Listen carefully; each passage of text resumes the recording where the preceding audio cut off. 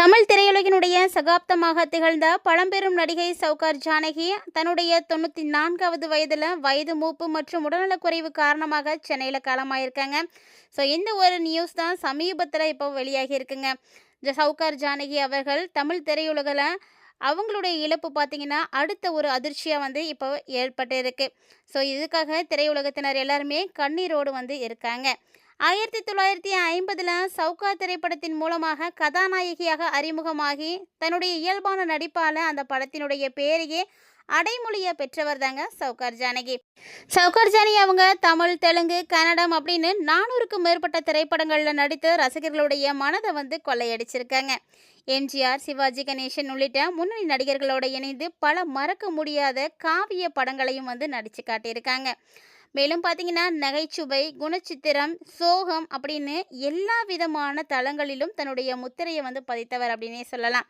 கலைத்துறைக்கு அவர் ஆற்றிய இணைய சேவையை பாராட்டி மத்திய அரசு அவருக்கு பத்மஸ்ரீ விருதையும் வழங்கி கௌரவிச்சிருக்காங்க. அவருடைய மறைவு இப்போ தென்னிந்திய திரைத்துறைக்கு ஈடு செய்ய முடியாத இழப்பாகவே இருக்குங்க. ஸோ அவங்களுடைய இழப்பை பற்றின சிசிடிவி காட்சிகள் தான் இப்போ வெளியாகி இருக்கு. ஸோ அதை பற்றின ஒரு அப்டேட்டை தான் நம்ம தொடர்ந்து பார்த்து தெரிஞ்சுக்க போகிறோம். சௌகார் ஜானகி அவர்களுடைய மறைவு அப்படின்றது அவங்களுடைய வயது மூப்பு காரணமாக, உடல்நலக்குறைவு காரணமாக தான் ஏற்பட்டிருக்கு. 94 வயதாகக்கூடிய சௌகார் ஜானகிக்கு கடந்த ஒரு சில நாட்களுக்கு முன்னாடியே பார்த்தீங்கன்னா உடல்நலக் குறைவானது ஏற்பட்டிருக்கு. உடல்நலக் குறைவு காரணமாக தனியார் ஹாஸ்பிட்டலில் சிகிச்சை பெற்று வந்த இவங்க இன்னைக்கு பார்த்தீங்கன்னா காலமாகியிருக்காங்க. நடிகை சௌகார் ஜானகி 1950, 60கள்லாம் பார்த்தீங்கன்னா முன்னணி கதாநாயகியாக இருந்தவங்க. ஸோ திரையுலகத்தில் மிகப்பெரிய அளவில் ஜொலித்தவங்க அப்படின்னே சொல்லலாம். இவங்க சிவாஜி கணேசன், எம்ஜிஆர், ஜெமினி கணேசன் இந்த மாதிரி உள்ளிட்ட மிகப்பெரிய நடிகர்களோடலாம் இணைந்து ஏராளமான படங்களில் நடிச்சிருக்காங்க. தமிழ் மட்டும் கிடையாதுங்க, தமிழை தாண்டி தெலுங்கு, கன்னடம், மலையாளம் இப்படி நிறைய மொழிகளில் நடிச்சிருக்காங்க. ஆந்திராவை சேர்ந்த சௌகார் ஜானகி அவங்க சென்னை ஆழ்வார்பேட்டையில் குடும்பத்தாரோடு வசிச்சுட்டு இருந்தாங்க. ஸோ 94 வயதாகக்கூடிய அவருக்கு கடந்த ஒரு சில நாட்களுக்கு முன்னாடி உடல்நலக் குறைவானது ஏற்பட்டிருக்கு. அதைத் தொடர்ந்து சென்னையில் இருக்கக்கூடிய ஆழ்வார்பேட்டையில் இல்லை தனியார் ஆஸ்பத்திரியில் தான் அனுமதிக்கப்பட்டிருக்காங்க. ஸோ அங்கே அவங்களுக்கு சிகிச்சையெல்லாம் கொடுத்துட்டு இருந்திருக்காங்க. அவருக்கு பார்த்தீங்கன்னா வெண்டிலேட்டர் உதவியோட சிகிச்சை வழங்கிட்டு இருந்திருக்காங்க. ஸோ இந்த சமயத்தில் அவங்களுடைய உடல் பார்த்தீங்கன்னா மேலும் மோசமடைஞ்சிருக்கு. ஸோ தொடர்ந்து டாக்டர்கள் தீவிரமான சிகிச்சைகள் கொடுத்துட்டு இருந்திருக்காங்க. ஸோ இந்த நிலையில் நடிகை சௌகார் ஜானகி இன்னைக்கு காலமாயிருக்காங்க. ஸோ உடல்நலக் குறைவு காரணமாக தனியார் ஹாஸ்பிட்டலில் சிகிச்சை பெற்றுட்டு இருந்த அவங்க காலமாயிருக்காங்க. கடந்த 2022ஆம் ஆண்டில் பழம்பெரும் நடிகை சௌகார் ஜானகிக்கு மத்திய அரசு பத்மஸ்ரீ விருதை கொடுத்துருக்காங்க. அதே மாதிரி தமிழக அரசினுடைய கலைமாமணி விருது, இந்த மாதிரி நிறைய விருதுகளை இவங்க வாங்கியிருக்காங்க. இவங்களுடைய நேட்டிவ் பார்த்தீங்கன்னா ஆந்திர மாநிலம் தாங்க. ராஜமுந்திரியில் டிசம்பர் 12ஆம் தேதி 1931 பிறந்தாங்க. இவங்களுடைய இயற்பெயர் சங்கரமஞ்சி ஜானகி அப்படின்னு சொல்லுவாங்க. ஸோ 1950ஆம் ஆண்டில் எல்வி பிரசாந்த் இயக்கத்தில் வெளியான சௌகார் என்ற தெலுங்கு திரைப்படத்தின் மூலமாக தான் நாயகியை அறிமுகமானாங்க. இந்த படத்துடைய வெற்றி அவ்வளவு இருந்தது. அதனால தான் இவருக்கு அந்த சௌகார் அப்படின்ற ஒரு அடைமொழியை கிடைச்சிதுங்க. 1952 அவர் பார்த்திங்கன்னா வளையாபதி படத்தின் மூலமாக தமிழ் திரையுலகத்தில் நுழைஞ்சாங்க. ஸோ மேலும் பார்த்தீங்கன்னா புதிய பறவை, நீர்க்குமிழி, எதிர்நீச்சல், இருக்கோடுகள், தில்லுமுள்ளு அப்படின்னு நிறைய படங்களில் நடிச்சிருந்தாங்க. இவர்களுடைய நடிப்பு திறமையை பாராட்டி மத்திய அரசு, மாநில அரசு அப்படின்னு நிறைய விருதுகள் கொடுத்துருக்காங்க. அதாவது தமிழ்நாட்டு மாநிலமும் கொடுத்துருக்கு, அதே மாதிரி ஆந்திர மாநிலமும் விருது கொடுத்துருக்காங்க. ஸோ இந்திய அரசு பார்த்திங்கன்னா இவருக்கு பத்மஸ்ரீ விருதை கொடுத்து சிறப்பிச்சிருக்காங்க. திரைப்படங்கள் மட்டும் இல்லாமல் 3000க்கும் மேற்பட்ட மேடை நாடகங்களிலும் இவங்க நடிச்சிருக்காங்க. சௌகார் ஜானகியினுடைய சாதனைகள் நிறைந்த வாழ்க்கை வரலாறு இன்னுமே ரொம்பவே இன்ட்ரெஸ்டிங்காக இருக்குங்க.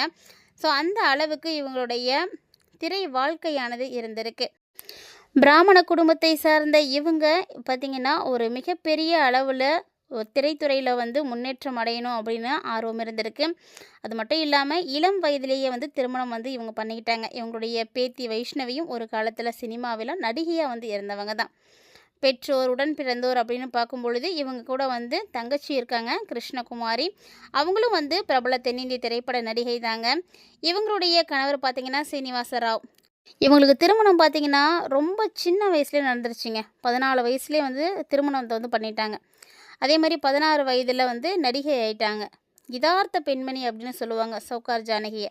அவங்களுக்கு இந்த அரசு பார்த்திங்கன்னா மிகப்பெரிய அளவில் விருதுகளை எல்லாம் கொடுத்து சிறப்பிச்சிருக்காங்க. ஸோ நடிகையாக இவங்க வரும்போது 3 மாத கைக்குழந்தையோட தான் வந்து நடிக்கவே வந்திருக்காங்க. ஸோ திரையுலகத்தில் பார்த்தீங்கன்னா இவங்களுக்கு மிகப்பெரிய அளவில் நல்ல ஒரு பேரானது கிடைச்சிருக்கு. ஸோ பேர் எடுத்தவங்க தான் சவுகார் ஜானகி. 92 வயதாகக்கூடிய இவங்க சவுகார் ஜானகி மத்திய அரசுக்கிட்ட மிகப்பெரிய விருது வாங்கியிருக்காங்க. திரையுலகத்தில் பார்த்தீங்கன்னா கிட்டத்தட்ட 70 ஆண்டு காலம் இவங்க வந்து நடிச்சிருக்காங்க. அந்த ஒரு நடிகை அப்படின்ற ஒரு சிறப்பு, பெருமை எல்லாமே வந்து இவங்களுக்கு தான் வந்து இருக்குங்க. ஸோ கடந்த மாதம் தன்னுடைய 92வது வயதில் அடியெடுத்து வந்து வச்சுருக்காங்க சவுகார் ஜானகி. சவுகார் ஜானகியை பற்றி பார்க்கும்பொழுது இவங்க தென் மாநில முதல்வர்களோட தொடர்ந்து வந்து கலைப்பயணம் வந்து செய்திருக்காங்க.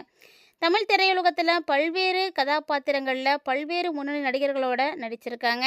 ஸோ தமிழகத்தினுடைய 3 முதல்வர்களோட கலைப்பயணத்தில் வந்து இருந்தவங்க அப்படின்னா அது சவுகார் ஜானகி தாங்க. கருணாநிதியினுடைய கதை வசனத்தில் குலக்கொழுந்து படத்தில் வந்து நடிச்சிருக்காங்க. ஜெயலலிதா எம்ஜிஆரோட திரைப்படங்களில் வந்து நடிச்சிருக்காங்க. இது தவிர ஆந்திர முதல்வர் என்டிஆரோட நடிச்சிருக்காங்க. என்டிஆரினுடைய முதல் கதாநாயகியே சவுகார் ஜானகி தாங்க. ஸோ இந்த மாதிரி இவங்களுடைய பயணம் ரொம்ப வந்து சிறப்பானதாக இருந்திருக்கு. தென்னிந்தியாவினுடைய அப்போதைய முன்னணி நடிகர்களாக இருக்கக்கூடிய எம்ஜிஆர், சிவாஜி கணேசன், என்டிஆர், நாகேஸ்வர ராவ், ராஜ்குமார் இவங்க கூட எல்லாமே வந்து சேர்ந்து நடிச்சிருக்காங்க சவுகார் ஜானகி.